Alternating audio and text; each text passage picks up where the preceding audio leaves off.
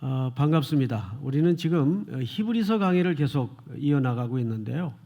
히브리서 강의는 느끼시는 것처럼 교리적인 내용이 빼곡히 담아져 있기 때문에 굉장히 구성 자체가 딱딱한 내용들로 채워져 있어요. 해서 전달하는 사람이나 말씀을 받는 사람들이 굉장히 좀 좀 포석포석한 느낌을 받을 겁니다. 그래도 평생에 한번 이렇게 차곡차곡 말씀을 듣고 배우다 보면 하나님의 말씀은 살아 운동력이 있기 때문에 어느 한순간에 내 인생을 반전시키고 바꾸는 아주 격렬한 은혜가 여러분들에게 분명히 주어지리라고 확신합니다. 왜 격렬한 은혜인지 아세요? 여러분들하고는 상관없이 하나님은 여러분들에게 덜 뜨거우세요. 우리가 그걸 잘 못 느끼고 있을 뿐이지 성경을 읽다 보면 하나님은 덜 주님과 함께 우리를 향해서 열렬하시고 격렬하시고 뜨거우신데 덜 우리가 그냥 시큰둥 해가지고 그걸 잘 안 받아들이는 것 같아요. 그래서 오늘 우리는 이 제목 한번 보면 이제 그 의미를 좀 느낄 수가 있는데 한번 따라서 해볼까요? 더 좋은 언약의 네 가지 특징. 제목만 건져도 절반은 건지는 겁니다. 자, 오늘은 이 더 좋은 언약의 네 가지 특징이라는 주제로 말씀을 좀 들어가 보도록 하겠습니다. 첫 절 6절을 한번 볼까요? 그러나 이제 그는 더 아름다운 직분을 얻으셨으니 그는 더 좋은 약속으로 세우신 더 좋은 언약의 중보자시라. 앞을 잠깐 보실까요? 물론 그리스도를 두고 하는 얘기죠. 근데 세 가지로 표현을 했어요. 더 아름다운 직분, 더 좋은 약속, 더 좋은 언약. 전부 공통점이 뭐죠? 비교급을 썼어요. 누구와 비교한 겁니까? 모세와 비교한 겁니다. 그런데 상식적으로 그리스도와 모세 비교가 됩니까? 비교가 안 되죠. 한 사람은 그냥 역사 속에 실제했던 역사적 인물이고 한 분은 온전한 인간이면서 온전하신 신이세요. 어떻게 비교가 됩니까? 그럼에도 불구하고 비교급이라는 방식을 통해 쓸 수밖에 없었던 것은 성경이라는 책은 신이신 하나님이 인간을 구원시키고 설득하기 위해서 인간의 언어로 쓴 책이기 때문에 인간의 이해를 담은 표현을 빌릴 수밖에 없어요. 그래서 비교급으로 설명을 할 수밖에 없는 겁니다. 여기 또 하나 이유는 서론 시간에 공부한 것처럼 히브리 기자는 당시 히브리 독자들의 상황 때문입니다. 히브리 독자는 로마 제국하에 물리적인 또는 유대교로의 회귀에 대한 압박 속에서 흔들리고 있었어요. 내가 맞는 게 진짜일까? 우리 다시 모세의 율법으로 돌아가야 되는 건 아닐까? 우리가 왜 이렇게 어렵지? 왜 이렇게 고난을 받지? 종교를 바꿔서일까? 이런 생각들로 가득 혼란스러워하고 있을 때예요. 그때 이들을 설득하기 위해서 비교급을 쓸 수밖에 없는 겁니다. 너희들이 다시 돌아가려는 그 모세의 율법, 또 모세와 그리스도와 그리스도의 법, 어느 것이 더 우월한 것인가? 이 비교가 안 되지만 설득하기 위해서 비교급으로 설명을 시작한 겁니다. 자, 그러면 이제 7절을 볼까요? 저 첫 언약이, 여러분 여기 첫 언약은 뭘 두고 지칭하는 말일까요? 구약의 모세의 율법입니다. 첫 언약이 무흠하였더라면 자, 이게 알 듯 모르듯한 표현이 등장을 했어요. 첫 언약이 무흠하였더라면이라는 뉘앙스로 봐서 첫 언약이 흠이 있다는 얘기입니까? 없다는 얘기입니까? 흠이 있다는 얘기죠. 자, 그러면 조금 더 들어가서 그럼 첫 언약이 율법을 두고 하는 얘기인데 질문합니다. 율법이 결함이 있습니까? 결함이 있어요? 대답을 못 하잖아요. 율법이 결함이 있어요? 없어요? 없죠. 율법은 결함이 없어요. 왜? 하나님이 제정하셔서 모세를 통해 우리에게 주신 것인데 결함이 있다면 문제가 있죠. 근데 이 표현은 그럼 뭐예요? 저 첫 언약이 무음하였더라면 이라는 말의 느낌으로 봐서 분명히 흠이 있다는 얘기처럼 들려지는데 우리가 상식적으로 율법은 흠이 없어요. 결함이 없어요. 그래서 여기 흠이라는 의미를 새롭게 정리를 해야 됩니다. 여기서 말하는 흠이라는 것은 결함이 있다는 말이 아니에요. 자, 지금부터 좀 정신을 집중해서 설명을 들어보면 그런 의미였구나. 이해가 금방 올 거예요. 자, 여기서 결함이 있다는 말이 흠이 아니라 흠은 이런 뜻입니다. 율법이라는 것은 모세를 통해 우리에게 주어졌는데 율법의 메커니즘은 이렇습니다. 지키면 순종하면 복을 받고 내 백성이 될 것이다. 간단해요. 지키지 못하면 저주와 심판이 있을 것이다. 이것이 율법을 통한 인간과 하나님 사이에 맺어진 첫 언약의 중요한 중심 주제고 율법의 메커니즘이에요. 결과 어떻게 됐어요? 로마서 지적처럼 율법이라는 잣대가 인류에게 들이밀어지자 어떤 인류도 하나님의 그 완벽한 율법의 요구에 율법은 하나님의 성품이 담긴 것이고 하나님이 완벽하게 우리에게 주신 것입니다. 그런데 인간은 그 하나님의 성품과 요구가 담아진 율법의 요구에 지킬 인생이 있었어요? 없었어요? 의인은 없나니 한 사람도 없었어요. 그래서 율법을 통해서 우리가 하나 들통난 게 있어요. 내 안에 의라고는 눈꼽만치도 없구나. 1%도 없구나. 그래서 전적인 타락과 전적인 무능력이 들통이 나버렸어요. 뭘 통해서? 율법을 통해서. 이것이 율법이 가진 중요한 기능입니다. 그래서 갈라디아서에서는 사도 바울이 이 율법을 어떻게 해석을 했는가 하면 율법이 우리를 그리스도에게로 인도하는 가정교사다. 몽학선생이다. 이런 표현을 썼어요. 왜 율법이 우리를 그리스도에게로 인도합니까? 율법의 요구에 맞닥뜨려 봤더니 내 안엔 그것을 지킬 수 있는 의도 없고 실력도 없고 전적으로 무능하고 타락된 존재라는 걸 깨달으면서 우리는 하나님과 인간 사이에는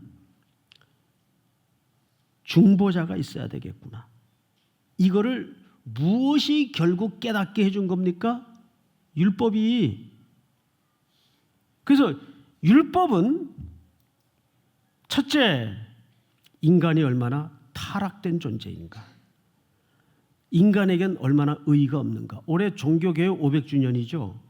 종교개혁이 뭡니까 여러분? 제도를 뜯어고치고 사람을 바꾸는 게 개혁이에요? 아니에요.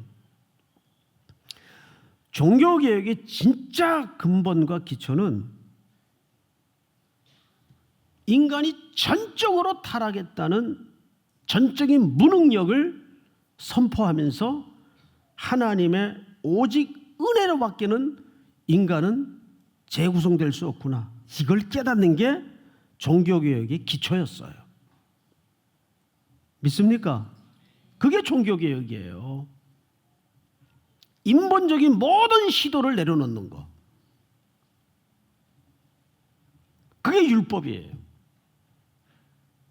그래서 여기 무음하였더라면이라는 말은 율법이 흠이 있었다는 말이 아니고 율법의 기능은 거기까지뿐이었다 그 말이에요. 율법은 그런 타락된 존재를 드러냈지만, 인간이 무능력하다는 걸 드러냈지만, 율법이 인간을 새롭게 만들고 고치진 못했잖아요. 무슨 뜻입니까? 율법이 갖는 기능의 역할, 거기까지뿐이었다 그 말이에요. 그걸 성경에서는 뭐라고 표현을 했죠? 무흠하였더라면이라는 표현을 쓴 거예요. 결함이 있었다는 말이 아니라. 이해가 됩니까? 예. 몇 사람이 안 되는 것 같은데 시간이 많지 않으니까 넘어갑니다. 이해 정 안 되는 분들은 지금 방금 한 설교를 다시 한번 들어보시면 돼요. 아, 이게 결함이 있다는 말이 아니고 율법이 갖는 기능적인 한계였구나. 자, 그 다음에 보십시다. 7절. 무음하였더라면 둘째 것을 요구할 일이 없었으려니와.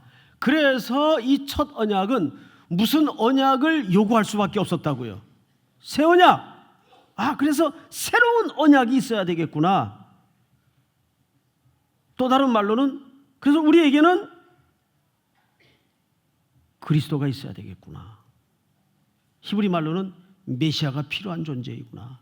중보자가 있어야 되겠구나. 이거를 신약에서는 새 언약이라는 표현을 했어요. 그리고 이제 히브리 기자가 8절부터 그 새 언약의 내용에 대해 설명을 하는 겁니다. 자, 8절을 제가 읽겠습니다. 그들의 잘못을 지적하여 말씀하시되. 자, 말씀하시되에서부터는 사실 히브리 기자가 한 말이 아니고 예레미야 선지자의 구약의 기록을 인용한 내용입니다. 지금부터. 여러분 서론 시간에 공부했죠? 히브리 기자는 신약 성경 기자 중에 가장 구약 성경을 많이 인용한 구약의 대학자라고 말씀을 드렸어요. 기억나죠? 자, 이제부터 하는 내용은 예레미야가 구약 시대에 인용한 내용인데 사본을 보지 말고 원본을 보십시다. 예레미야 31장을 띄워주세요.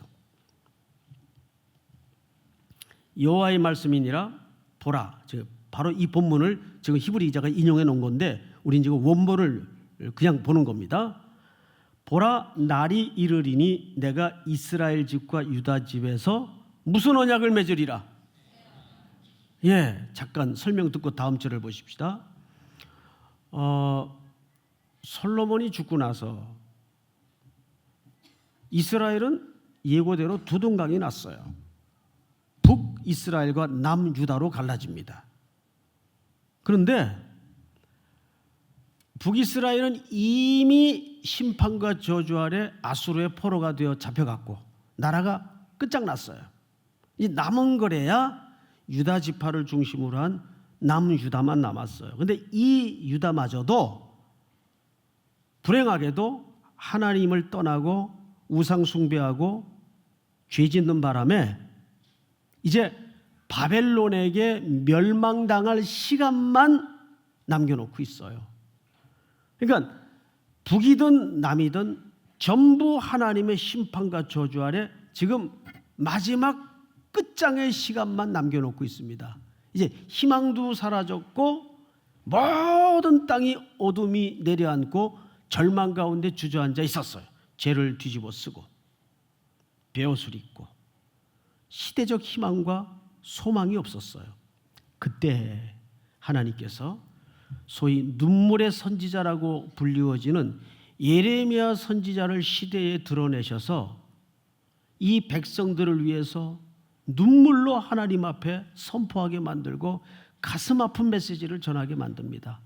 그 가운데 오늘 예레미야가 선포한 내용, 아니 예언한 내용은 그 인간이 두 손을 늘어뜨리고 모든 절망을 쏟아낼 때 희망을 노래한 거예요.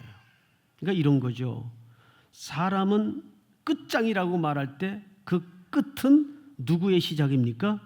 언제나 하나님의 시작의 시간입니다. 믿으십니까? 예. 바로 그 시점에 이 메시지를 선포했다고 이해를 하고 보시면 더 선명하게 다가올 거예요. 새 언약을 맺으리라. 32절 시작. 이 언약은 내가 그들의 조상들의 손을 잡고 애굽 땅에서 인도하여 내던 날에 맺은 것과 같지 아니할 것은 내가 그들의 남편이 되었어도 그들이 내 언약을 깨뜨렸음이라. 여호와의 말씀이니라. 자, 여기 재밌는 표현이 하나 있죠. 하나님이 이스라엘 백성들의 뭐로 비유되고 있죠? 남편. 그럼 이스라엘은 뭐가 됩니까? 아내가 되는 거예요. 그러니까 항상 결혼식은 적어도 성경에서 결혼은 계약이에요. 언약이에요. 그래서 이 결혼은 사랑만으로 지켜지는 것이 아니고 결혼에는 반드시 사랑을 넘어서 책임이 강조됩니다. 우리는 흔하게 사랑이 식어서 헤어진다 그래요. 연애 때는 그 일이 가능하지만 적어도 언약이 맺어진 결혼 이후는 부부가 된 이상은 사랑만으로 결혼 생활이 유지되는 부부는 지구촌에 없어요. 반드시 그 사랑을 넘어 이제는 서로에게 책임으로 결혼 생활을 만들어가게 돼 있습니다. 근데 원래 언약이라는 속성은 한쪽이 깨면 깨지는 거예요. 이게 구약의 한계예요. 하나님과 이 백성 사이에 모세를 중개자로 언약을 맺었는데 아내의 신분인 이스라엘이 그 언약을 깼어요. 어떻게 깼는가? 부부관계로 묘사를 한 이유가 있습니다. 부부의 가장 소중한 가치는 서로에 대한 뭐죠? 정절이에요. 그런데 이스라엘 백성들이 이 정절을 깹니다. 호세아서를 통해서 우리가 그 그림을 만날 수 있죠. 바람이 난 거예요. 아내가 남편이 주는 것으로만 충분하고 만족하지 않고 자꾸 옆집 아저씨에게 눈을 기웃거리는 거예요. 다른 남자한테 자꾸 눈길을 주는 거예요. 남편이 주는 것으로 충분치 않다는 어떤 잘못된 느낌 때문에 자꾸 다른 남자가 고가품 핸드백을 사주고 그러면 거기에 취해서 이 아내가 바람이 난 거예요. 쉽게 얘기하면 그럴 때 하나님 입장에서, 아니 남편 되시는 하나님 입장에서 가슴이 어떻겠습니까? 제일 인생을 살면서 경험할 수 있는 쓰라린 배신이죠. 하나님이 지금 그런 배신을 겪은 거예요. 그래서 하나님이 언약, 구약의 언약의 속성대로 심판과 저주 아래 내칩니다.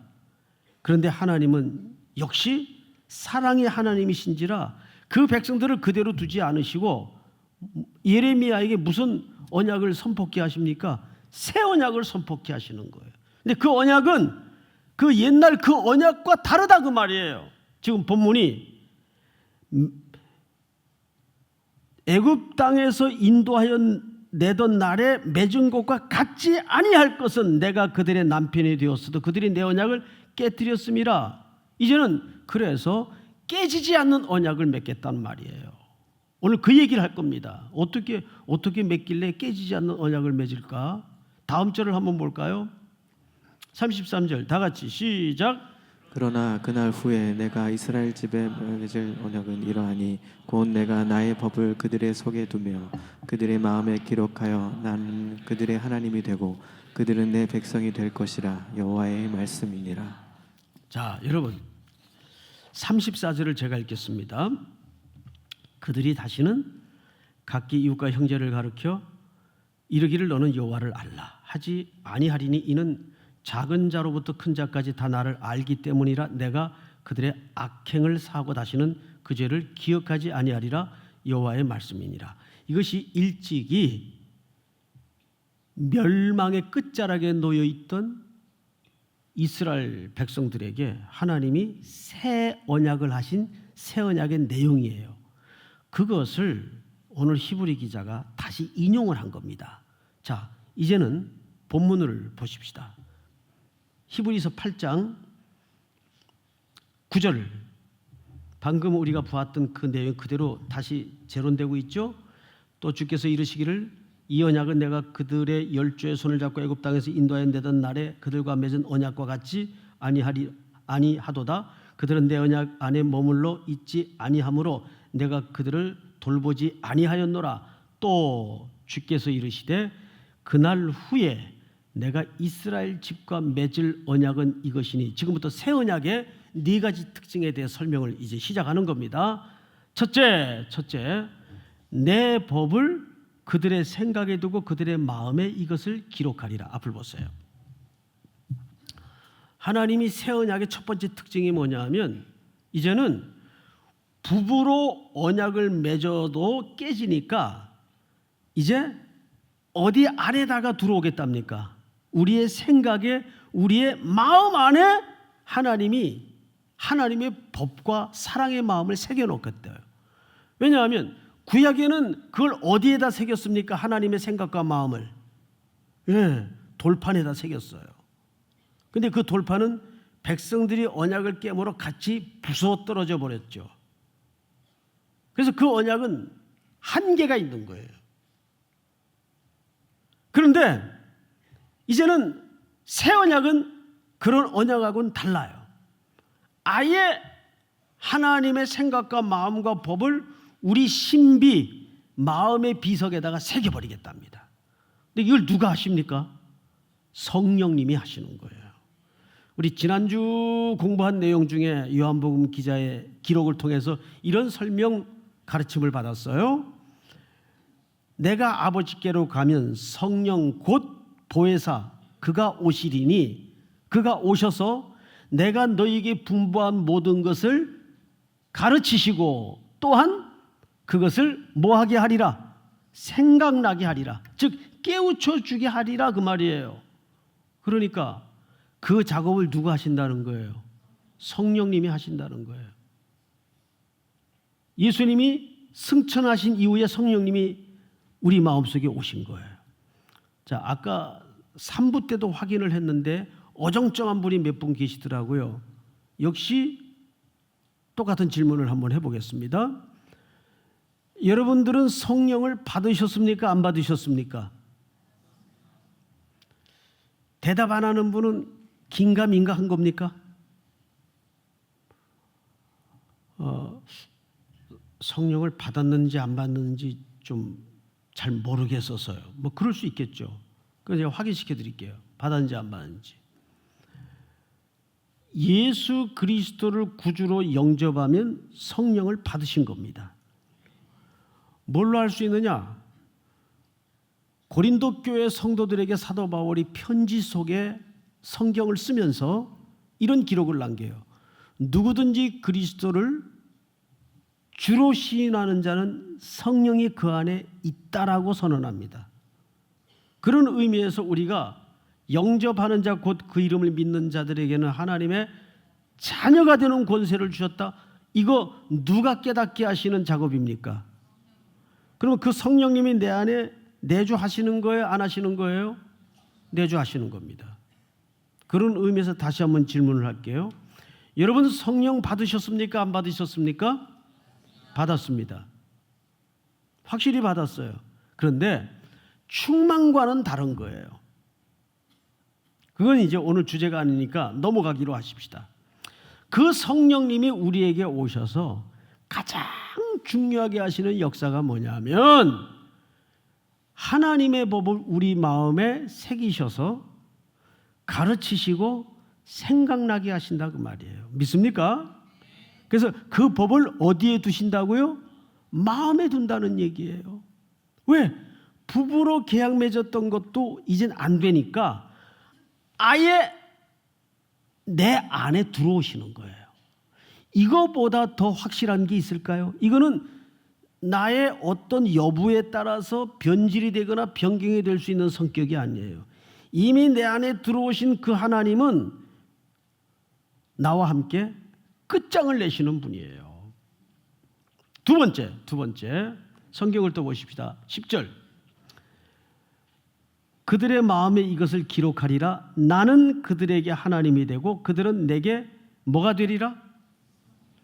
자, 첫째는 마음에 법을 기록하시고 두 번째는 그걸 통해서 하나님이 원하시는 목적이 뭐냐 하면 관계를 회복하기를 원하세요. 제가 서론 시간에 인사말 속에 하나님은 격렬하게 우리에게 사랑을 원하세요. 언제나 우리가 돌아오기를 원하십니다. 샬롬이 뭐예요? 평화죠. 평화의 정의가 뭡니까? 끊어졌던 하나님과 우리가 관계가 회복되는 걸 평화라 그래요. 아무 염려, 근심, 걱정 없는 게 평화가 아니에요. 하나님과 우리 사이에 깨졌던 관계가 회복되는 것, 이것이 온 인류를 향하신 하나님의 애끓는 마음이에요. 오늘도 집 떠난 하나님의 백성들을 향해서 아버지는 돌아오기를 문 밖에 기대어 원하십니다. 결국 그 둘째 아들이 돌아오는 것으로 다 끝나는 거예요. 그래서 모든 신앙생활은 아버지의 집으로 귀로하는 싸움이에요. 계속 오늘도 집으로 돌아가는 싸움이에요. 우리가 지금 그래서 순례길에 서 있지 않습니까? 아버지에게로 돌아가는 싸움이에요. 관계를 원하신단 말이에요. 세 번째는 그 관계를 통해서 뭘 원하실까요? 왜 그렇게 우리에게 격렬한 사랑을 애걸하실까요? 주께서 11절을 보십시다. 같이 한번 읽어볼까요? 시작. 또 각각 자기 나라 사람과 각각 자기 형제를 갖춰 이르기를 주를 알라 하지 아니할 것은 그들이 작은 자부터 큰 자까지 나를 알미라. 작은 자로부터 큰 자까지 다 주님을 어떻게 합니까? 알미라. 호세아서에 보면 이스라엘 백성들이 왜 망했다 그랬죠? 여호와를 아는 지식이 없어 망하는도다. 오라 우리가 서로 변론하자. 여호와를 알자. 힘써 여호와를 알자. 성경은 결국 두 개의 이야기밖에는 안 해요. 하나는 하나님이 어떤 분인가, 이게 큰 주제입니다. 또 하나의 기둥은 그래서 그분이 우리를 어떻게 사랑하셨는가. 이 두 가지 이야기 외에는 성경에 일체 다른 기록이 없습니다.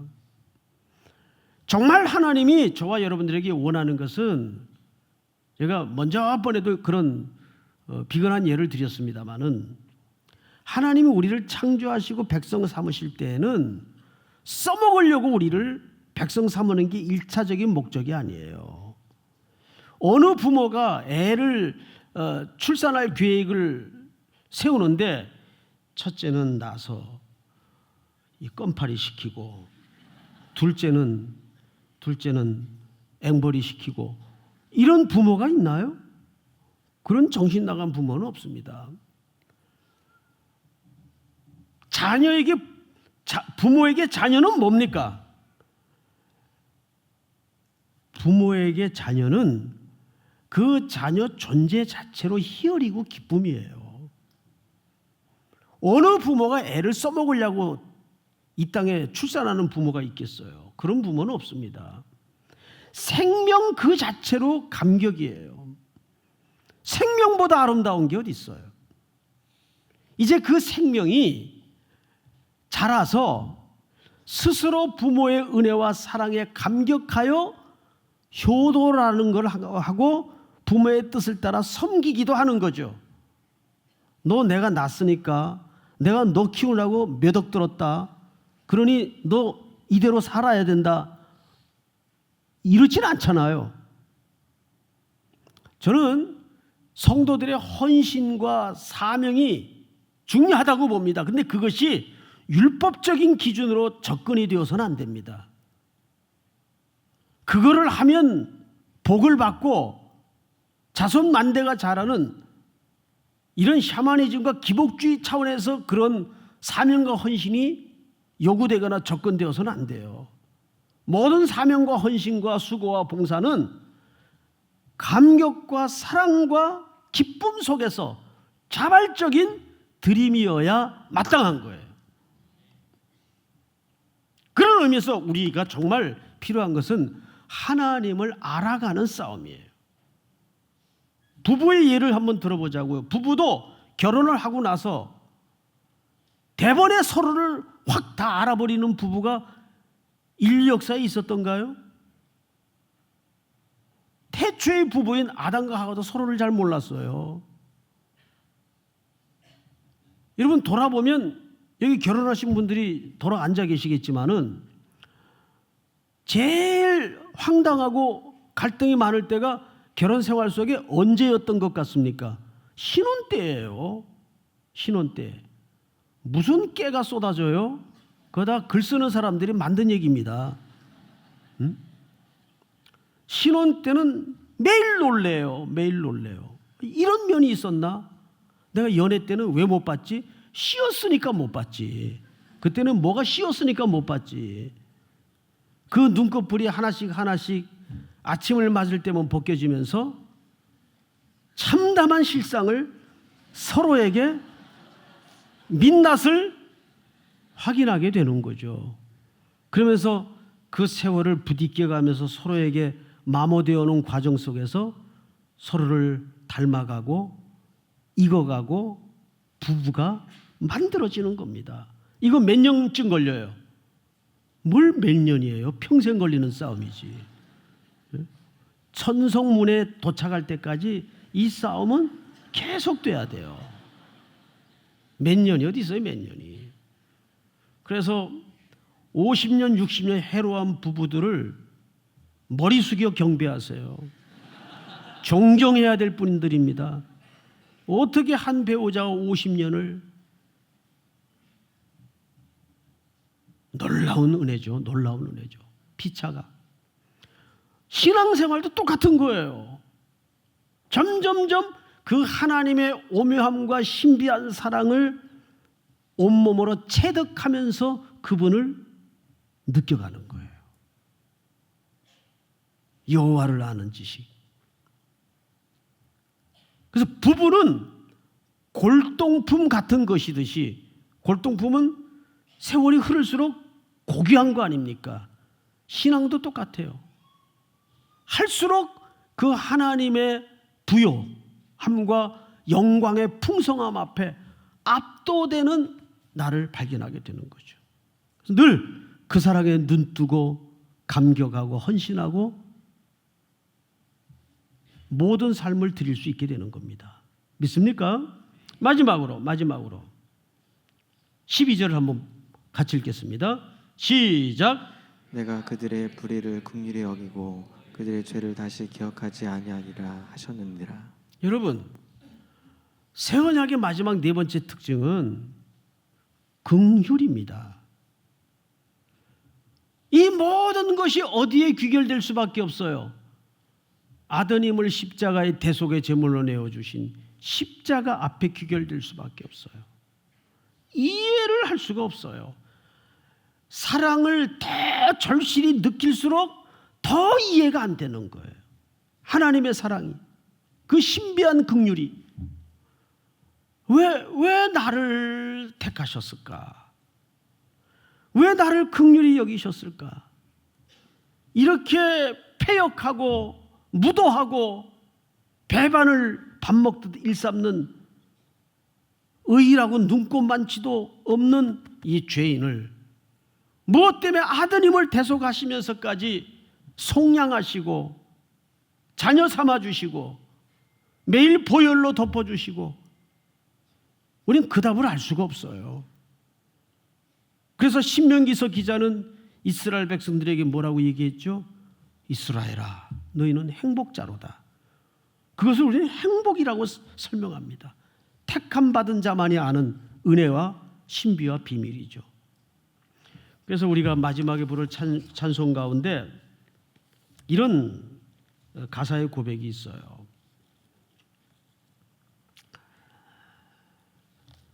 왜 고난주간에 많이 부르는 찬양인데, 주달려 죽은 십자가 우리가 생각할 때에 세상에 속한 욕심을 헛된 줄 알고 버리네.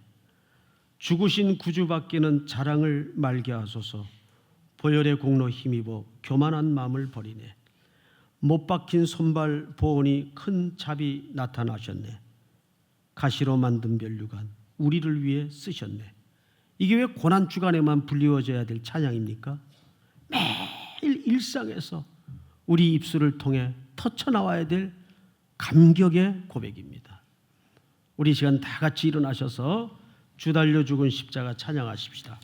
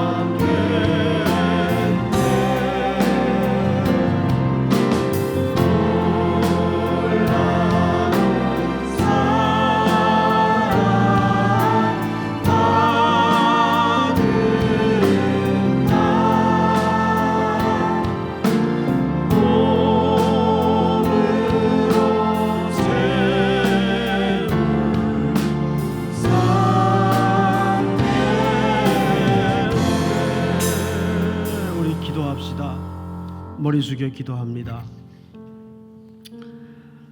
우리가 올려드렸던 고백 속에 죽으신 구주밖에는 자랑을 말게 하소서. 보혈의 공로 힘입어 교만한 마음을 버립니다. 못 박힌 손발 보오니 큰 잡이 나타내셨네. 가시로 만든 면류관 우리를 위해 쓰셨네. 이제 이후로 우리의 모든 생은 이 사랑에 묶여서 이 사랑에 매여서 주님 앞에 모든 걸 내어놓고 드릴 수 있는 삶이 되어야 합니다. 무엇 때문에 그렇게 분노했고 분유했고 어지러웠는가를 한번 돌아보십시다. 주님 사랑합니다. 이 고백 하나로 주님은 너무너무 기뻐하십니다. 우리가 무엇을 해드리고 얼마나 열심을 내고 그 다음의 문제입니다. 우리는 사역자로 준비되기 전 하나님 앞에 자녀가 되어 있는가, 내가 아들, 딸이 되었는가를 돌아보는 점검이 있어야 할 것입니다. 오늘 이 말씀 붙들고 우리의 마음에 성령을 통해 새겨진 사랑의 법, 그토록 우리를 향하여 열렬히 격렬하게 구애하시는 사랑의 하나님, 그 사랑의 하나님을 더욱 알아가기를 원합니다. 그 십자가의 긍휼 앞에 우리의 모든 언어를 닫습니다. 삶으로 드려질 또 한 주간의 예배를 그렇게 감격 속의 행복자로 살게 하여 주시옵소서 하는 마음을 담아서 우리 한번 다 같이 통성으로 소리내어 기도합니다.